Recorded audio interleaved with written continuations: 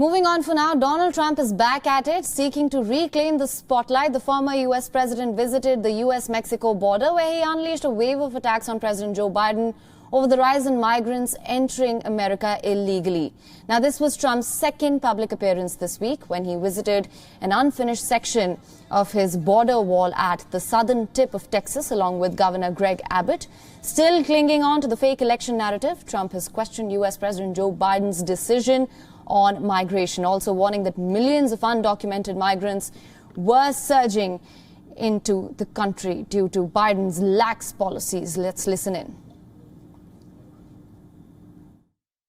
I mean, the real question is, do they really want open borders, or are they incompetent? There's only two things. You're either incompetent, or for some reason you have a screw loose and you want to have open borders. We have a sick country in many ways. It's sick in elections and it's sick in the border. And if you don't have good elections and if you don't have a strong border, you don't have a country. Biden is destroying our country. And it all started with a fake election. And you take a look at New York right now. New York went through an election for the mayor of New York, and it is so mixed up and messed up. Nobody's ever seen anything like it, but I did, because if you look at the congressional election in New York, or go to Bethlehem, Pennsylvania, or go to many other places, the same thing. And now we talk about the big one, because the big one was won by a very different person. And you wouldn't have these problems. This wall would have been completed. Within 2 months, everything could have been completed. It would have been painted, not sitting there rotting and rusting. It would have been perfecto. It was all set. Since taking office, Joe Biden has reversed many of Trump's restrictive policies. He halted construction of Trump's signature border wall and ended a program that forced tens of thousands of migrants to wait in Mexico pending resolution of their U.S. asylum cases. But currently, Biden administration is grappling with a migrant surge. The Trump blames squarely on an easing of what he calls tough but fair policies that were aimed at deterring new arrivals. Under Biden, arrests at the southwest border have risen to the highest monthly levels in 2 decades, and Republicans have blamed the increase on more welcoming policies being put in place. Once again, we're being joined by Jagriti, still with us from Washington, D.C. Jagriti, thank you so much for staying with us. Now, I'm sure you heard those jabs. Under President Joe Biden, we have seen an influx of migrants. He did try to reverse some of Trump-era policies, but that hasn't ended well for the Biden administration. How do you assess this situation now? Yes, immigration is clearly one of the pressure points that Joe Biden and his administration is facing right now. He is being slammed by Republicans who are taking the opportunity to blame the number of people who are trying to enter the United States at the US-Mexico border on Joe Biden, his rhetoric, claiming that his words, his language is making it an enticement for people to come into the US. Joe Biden has repeatedly said in the past that the number of people, this surge as it's being described, this crisis as it's being described by Republicans, is due to seasonal migration. And he has decided that his strategy is going to be to try to tackle the root causes that are causing people to try to come into the US in the first place, from countries like Guatemala, such as poverty, such as gang violence.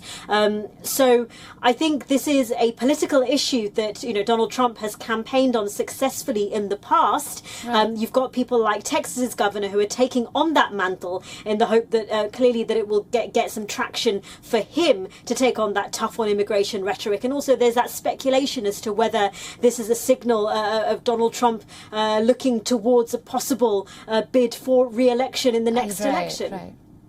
Right, Jagriti. Also, like I mentioned, arrests in the southwest border have risen to the highest monthly levels in 2 decades. Now, can we see any sort of alteration to these more welcoming policies that Biden administration has been criticized for?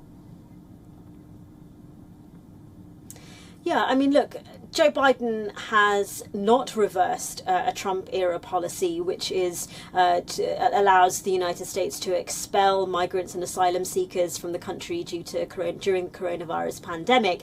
And he's come under criticism from the left of his party, from the progressives, for saying that he's not doing enough. Remember the issues with unaccompanied minors, the conditions that they were being kept in. The Biden administration, Joe Biden himself, was hugely critical of how unaccompanied minors were being treated under the Trump administration, and then here were reports of minors being in less than ideal conditions under his own administration. So he is coming under pressure from the left of his party to do more and to be more welcoming, and he's coming under pressure from the right of his party and from Republicans to try to be tough on immigration, as that seems to have been a popular talking point for supporters, for President Trump's supporters. Right. So I think this is a difficult position for any president to be in. Immigration is not just difficult for this administration. It has been a problem that previous administrations have had to tackle, and they've not been successful in finding a solution on how to be fair,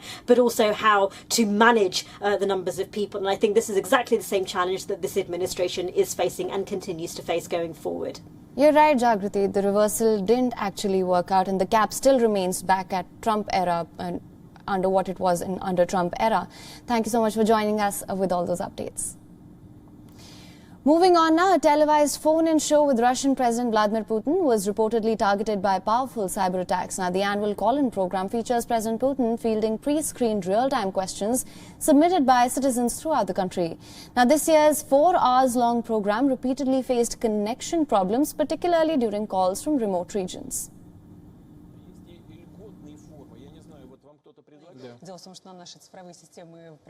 It turns out that our digital systems are right now facing powerful attacks. Are you joking? Seriously? Turns out we have hackers in Kuzbas. Now, Russia's largest telecommunications provider, Rostelcom, has confirmed the cyber attacks on new agencies and assured that measures are being taken. The origin of the attack is not yet clear. Cybersecurity was one of the main topics on the agenda at a Biden and Putin summit this month. After the summit, both leaders agreed to elevated importance of cybersecurity on a global level and develop a mechanism to secure the global cyber arena. WION is now available in your country. Download the app now. Get all the news on the move.